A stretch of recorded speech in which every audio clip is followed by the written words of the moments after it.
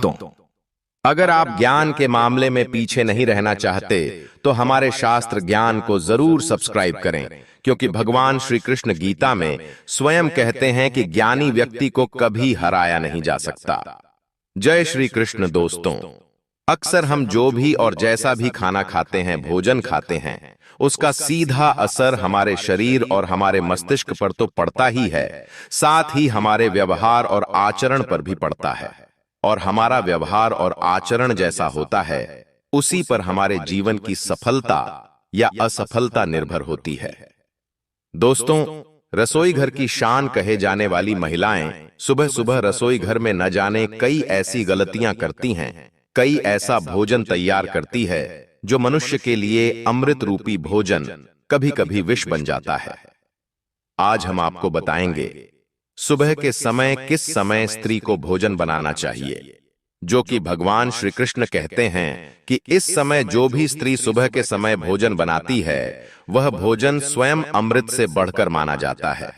इसे आकर स्वयं भगवान ग्रहण करते हैं। दोस्तों, खाना कैसा होना चाहिए, कैसे खाना चाहिए और खाना खाते समय किन बातों का ध्यान रखना चाहिए, इसके बारे में हमारे शास्त्रों में बहुत ही डिटेल में बताया गया है। अच्छा और अच्छे तरीके से बना हुआ खाना हमेशा ही हमारे लिए फायदेमंद होता है। इसके अलावा हमारे शास्त्रों में यह भी बताया गया है कि खाना बनाने वाले को भी कुछ नियमों का पालन जरूर करना चाहिए, जिससे उसके बनाए खाने से घर परिवार में सबको फायदा हो सके।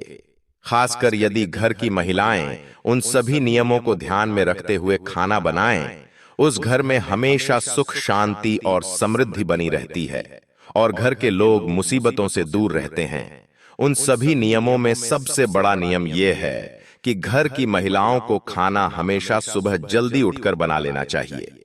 आप सोचेंगे ऐसा क्यों? तो आइए हम एक कहानी सुनते हैं जिससे आपको यह बात समझ में आ जाए। बहुत पहले एक गांव में रमेश नाम का एक व्यक्ति रहता था। रमेश बहुत ही होशियार और हुनरमंद कुंभकार था, जो कि मिट्टी से ऐसे ऐसे सुंदर सुंदर बर्तन, खिलौने और अन्य चीजें बनाता था कि लोग देखकर हैरान रह जाते थे। उसकी बनाई हुई चीजों को खरीदने के लिए लोग दूर दूर से आते थे। इस प्रकार अपनी कला से वो अच्छा खासा पैसा कमा लेता था। उसने अपने लिए एक बड़ा सा घर और अन्य सुख सुविधा की वस्तुएं भी जुटा ली थीं। लेकिन दुर्भाग्य से अपने माता पिता की मृत्यु के बाद रमेश अपने बड़े से घर में अकेले ही जीवन यापन करता था। उसकी बुआ से उसका यह अकेलापन देखा नहीं गया और उन्होंने अपने रिश्ते की एक सुंदर सी लड़की सुशीला से उसकी शादी करा दी। सुशीला सुंदर तो थी, लेकिन बहुत ही आलसी थी। किसी भी काम में उसका मन नहीं लगता था। उसे नींद बहुत प्यारी थी, जबकि रमेश को भोर में उठकर नित्य कर्म निपटाकर अपना काम शुरू करने की आदत थी। सुशीला सुबह देर से उठती थी और थोड़े बहुत काम किए नहीं कि फिर से सो जाती थी। आलस की मारी वो शाम तक सोई ही रहती थी और फिर जैसे तैसे आलस करते हुए ही खाना बनाती थी। घर में न तो पहले की तरह साफ सफाई थी और ना ही रमेश को समय पर अच्छा खाना मिलता था। घर में कोई बड़ा भी नहीं था जो सुशीला को डांटता समझाता। शादी के कुछ महीनों तक तो रमेश ने सब बर्दाश्त कर लिया, लेकिन अब उसे लगने लगा था कि इससे तो वह कुंवारा ही ठीक था। कम से कम समय पर काम पर चला जाता था, घर में सफाई रखता था और अपने हाथों से समय पर खाना बनाकर खा भी लेता था। यहां तो दोपहर होने तक खाना बनने का नाम ही नहीं होता था। अब उसे सुशीला के व्यवहार और आदतों से चिढ़ होने लगी थी, लेकिन जैसे तैसे निभाना तो था ही, सो चुपचाप निभा रहा था। सुशीला को उसने बात से हर तरीके से समझाने की कोशिश की, लेकिन सुशीला थी कि सुधरने का नाम ही नहीं लेती थी।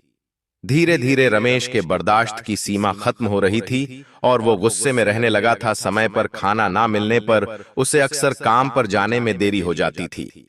कई बार तो वह भूखा ही चला जाता था। दिन भर भूख के कारण वह चिढ़ चढ़ रहता था। इन सभी बातों का बुरा असर उसके काम पर पड़ रहा था। उससे पहले की तरह काम नहीं हो रहा था। आमदनी कम होते होते इतनी कम हो गई कि उसका मुश्किल से गुजारा हो रहा था। पैसों की कमी के चलते अब सुशीला और रमेश के रोज झगड़े होते थे, जिससे दोनों ही परेशान हो गए थे। रमेश की बुआ को किसी ने इस बात की खबर दी तो वह अपने भतीजे गृहस्थी को देखने आई। रमेश के घर की हालत देखकर ही बुआ की अनुभवी आंखों ने सब भांप लिया। बुआ के सामने रमेश और सुशीला बहुत शर्मिंदा हो गए, क्योंकि पैसों की कमी से वे उनकी ढंग से आओ भगत भी नहीं कर पा रहे थे। अकेले में सुशीला ने बुआ से रमेश की शिकायत कर दी कि वो उसका ध्यान नहीं रखता है और लड़ता है सो अलग। बुआ ने सुशीला की बात को ध्यान से सुना। हालांकि वह जानती थी कि गलती किसकी है, उन्होंने सुशीला को सही राह दिखाने की सोच ली।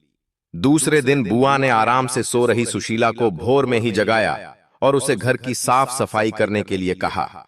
डांट के डर से सुशीला बेमन से उठी और काम पर लग गई।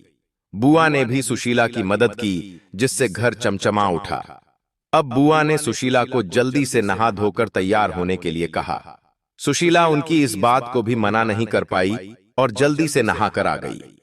अपूर्वा ने उसे भोग बनाकर भगवान की पूजा करने के लिए कहा। सुशीला ने ऐसा ही किया।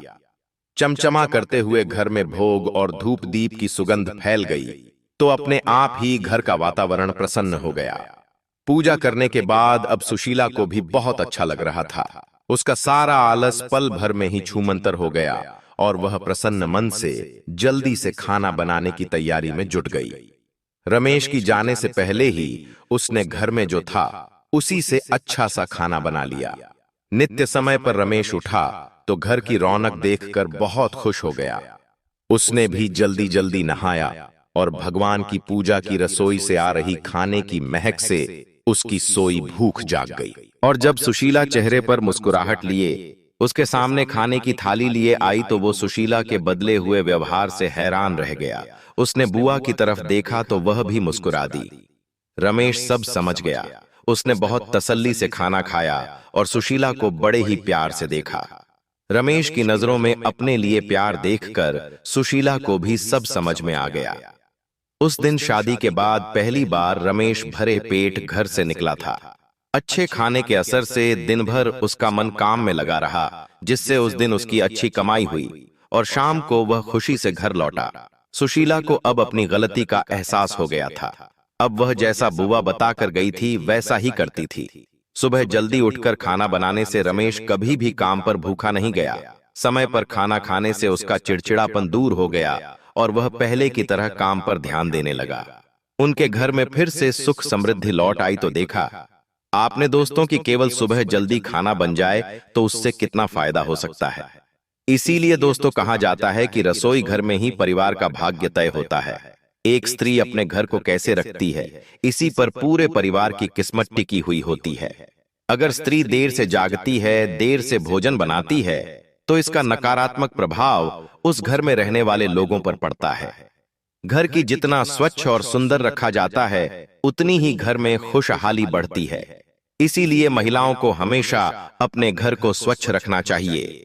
भोजन हमेशा सुबह जल्दी बनाना चाहिए। देर से बनाए हुए भोजन पर अशुभ शक्तियां अपना हक जमा लेती हैं।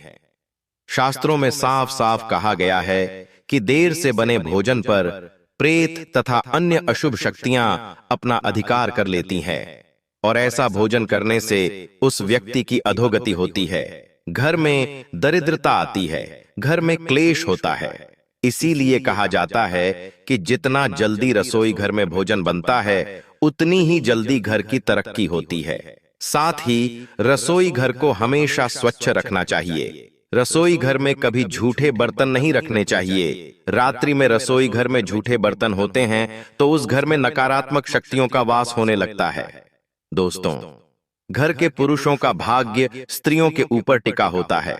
इसीलिए घर की स्त्रियों का भी सदैव सम्मान करना चाहिए। जिस घर में स्त्रियों का अपमान किया जाता है उस घर में मां लक्ष्मी कभी प्रवेश नहीं करती है। साथ ही स्त्रियों को भी अपनी मान मर्यादा का ख्याल रखना चाहिए। उम्मीद है आपको यह जानकारी अच्छी लगी होगी। अगर आपको यह जानकारी अच्छी लगी हो तो कमेंट बॉक्स में सच्चे दिल से जय मां लक्ष्मी अवश्य लिखें। स्वस्थ रहें, सुरक्षित रहें। धन्यवाद।